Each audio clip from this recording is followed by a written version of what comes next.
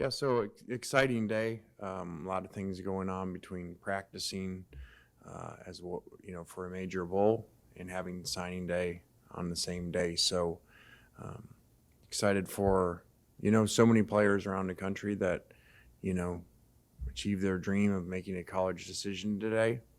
It's always a special day for all of them and their families. We're excited about the guys that are coming here. I want to credit our staff, or really our whole building, for putting a lot of work into all of these high school, portal, junior college players to be able to put this many guys together.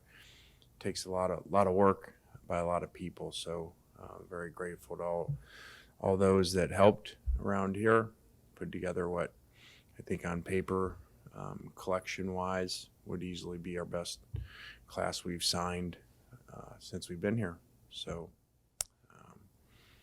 a lot of thanks to Walker Jones and the Grove Collective and our fans. We said a while back, I think I said on an interview, kind of feel like the Green Bay Packers of college football, where kind of our fans and our state kind of own our team. And I think they've really showed up and done a great job in a number of ways, including support during season and in the stands, highest attendance for a season in the history of the school. So a lot of good things going on right now. Excited about that. Feel a little bit of, around the country, maybe not quite as much buzz on signing day just because of the system the NCAA has created. I mean, as we look at, it's kind of a shame as we look at projections out and analytics, it's looking like it's headed a direction of 75% of all these kids that sign around the country today will end up in the portal and not where they signed today. And the higher the rankings, the more stars, the more apt they'll be in the portal at least once. So I think that's kind of unfortunate about the system, but it is what it is. I've said all along, it's a really poor system on all kinds of fronts, timing, scheduling. We haven't even finished our season and we're in free agency. So nowhere else would you ever have any sport that you put free agency before the postseason play. I mean, think if the NFL before the playoffs or the NBA started free agency and people could start taking players from rosters. So it's very unfortunate the way it is, but I've always said it's not complaining. We'll maximize the rules around it and put together the best rosters that we can.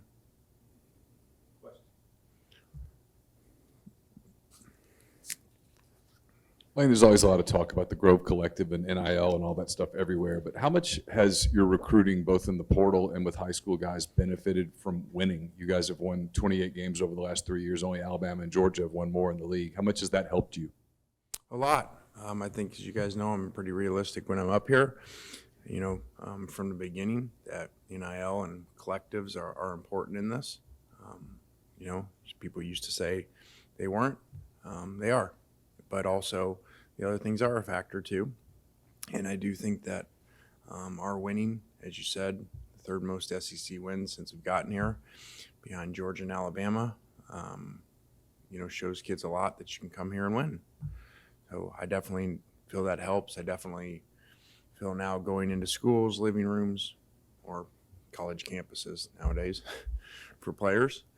I think that there's a different feeling when we walk in at Ole Miss than it was when we got here.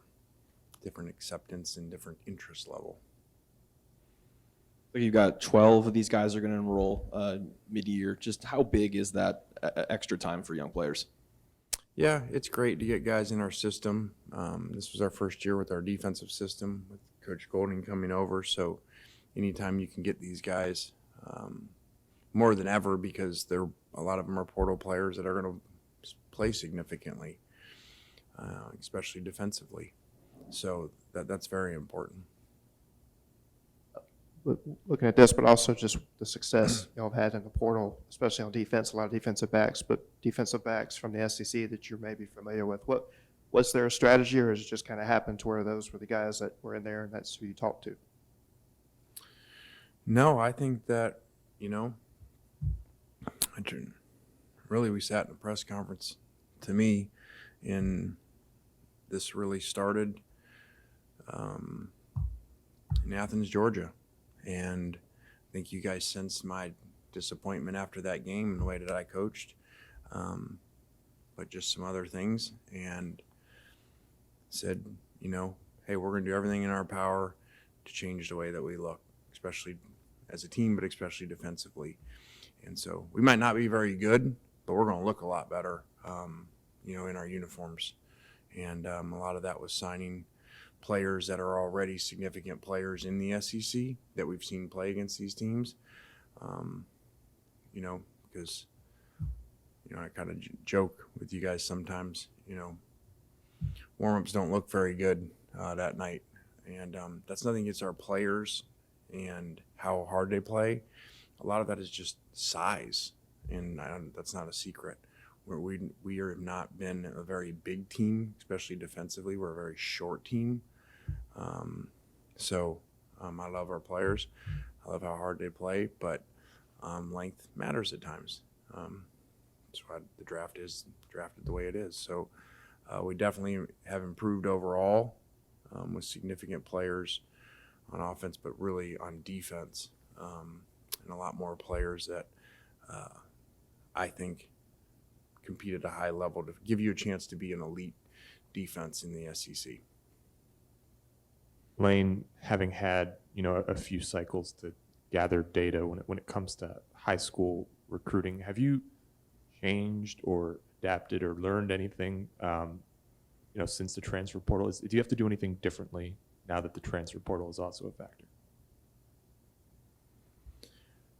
Yeah, I mean, I'm not going to come up here and give our whole, you know, studies and game plans to everything that we do. Just kind of like game day. So I think that we're pretty creative in those areas of research and analytics and studies. And, you know, you've heard us say, you know, not just creating or not just thinking outside the box, but creating a new box. And I think we really do that.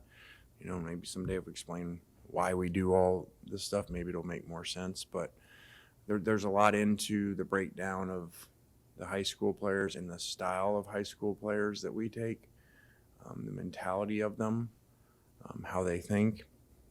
And I could be wrong. I just think that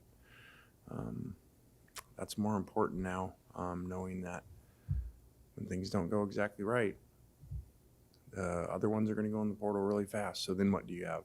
Then you really got nothing. And these collectives have paid these money out for all these big star players, and a year from now they're playing against you. Pete Golding's been tweeting a lot of Sharks lately. How important has he been in this effort to look like the team that you were talking about? Yeah, our whole staff's done a great job. Pete has always been a really relentless recruiter. I think that, you know, when you get someone out of Alabama, it's easier for them to show that, because at Alabama it just always recruits at a high level regardless of who's there, because Coach does such a good job, and now it's so easy to recruit, you know, to the amount of draft picks they've had. And so Pete's been unbelievable, done a really good job improving our defense on the field. And now, because he really didn't have a last offseason, he got here late, you know, in order to do it. And his relationships with players too, from previous recruiting, went a long ways with some of these guys. So like I said, maybe we won't be very good, but we'll look really good, you know, coming out of the tunnel. 1 year from right now, there'll be I think it's the first round of the 12-team playoff. A lot of your guys that have come back for another year have said that was one of the big reasons they came back. How much of, both in the portal and with high school guys, was, I know you talk about program building versus team building and vice versa, but how much of what you did was about going all in for next year to make that tournament? Yeah, I mean, some kind of joked like, you know, like the last dance. So these guys that a lot of times wouldn't have come back, I think, you know, that when they get their grades kind of still go out, you know, middle type of round grades, and they still go normally, and they stayed. So I think that that's a product of a number of things. I think that's a really cool locker room and culture that they have as players, you know, that they wanted to come back. They recruited each other to come back, and almost all of them did. So that's very unique nowadays. And also we have very few kids leave in the portal. You know, almost all of our kids, especially that play, don't leave. So that's been really neat, and that's a huge credit to our assistant coaches for culture, strength coach, and to the players.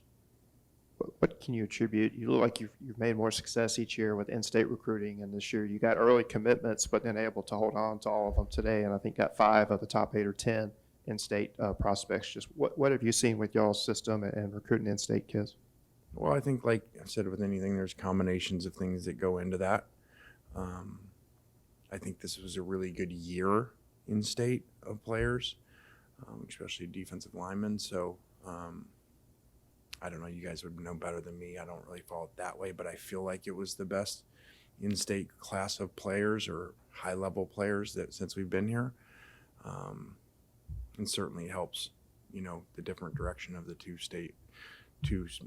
programs in state.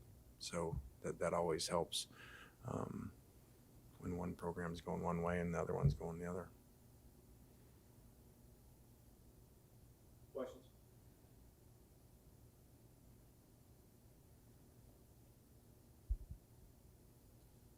Lane, I'm sure you saw the transfer ruling about 2 times transfers that the NCAA just levied.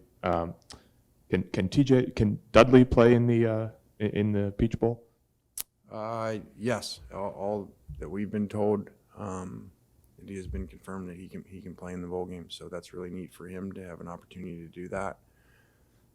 I really think it should have been that way anyway, because they changed a rule. I think once these rosters got smaller for player protection of because there's so many guys going in the portal and rosters are down for bowl games. So whenever that was a couple of years ago, they changed the rule that you could play and not burn a redshirt year, even if you've done 4 games. So it's basically saying this game, even if you're not really eligible, doesn't count against your year of eligibility. So before this rule, I'd been saying since the middle of the year, he should be able to play in the bowl game. But we had been told no until this ruling. So I'm very happy for him.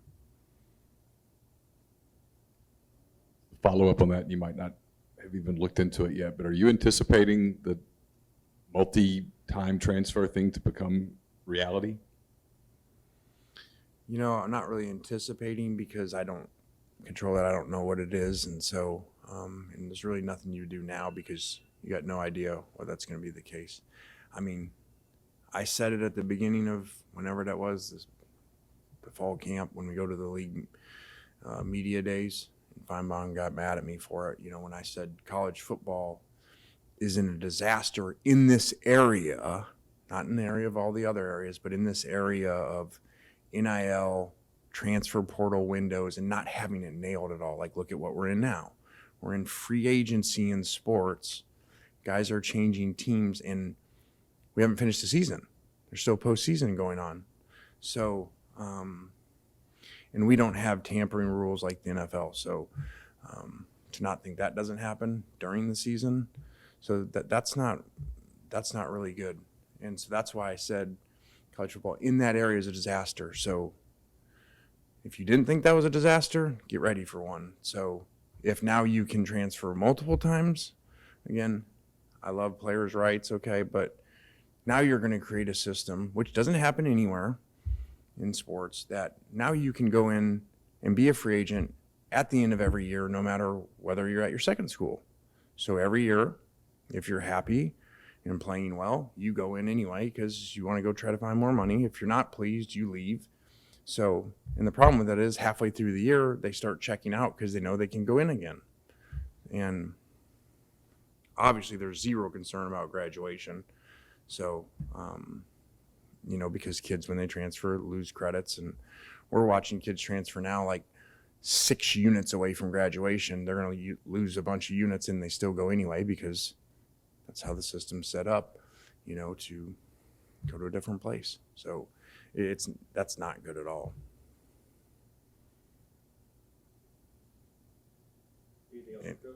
And my point on that I've said before is it makes no sense because if in the NFL, the 32 first-round draft picks at the end of the season, if they had a chance to go into free agency and didn't have to have contracts or honor contracts, every one of them would go in because they'd go in to get more money somewhere else, or they'd go in because they don't like how they're being used. So there's got to be a system where whether it's 2 or 3 years that you can sign multi-year contracts, for players. Do you like this December signing period? I mean, like I was saying a minute ago, this date a year from now is the first round of the playoffs. So 12 teams are going to be getting ready for playoffs and trying to sign a class and stuff. Does it need to be moved up, moved back? Yeah, it's not ideal at all. I understand they do have difficulty with January school starting, so it's not like professional sports where you can just make windows wherever because kids got to get enrolled into their next school. But this is not ideal. Like I said, we're practicing today and coaches are like, have their cell phones out of practice, because it's signing day. And or last night we're trying to game plan. And people that have earlier bowl games are playing. And I've been part of that at a previous place I was at. So no, it's not ideal. And it was brought up at the league meetings for it to even be earlier. So at least it was done and knocked off and everybody's off the board, because I do not know the analytics and percentage on this, but it certainly feels like over 90% of kids, there ain't a lot of secrets today. Like they've been knowing where they were going. So. Anything else? All right, guys. Thank you.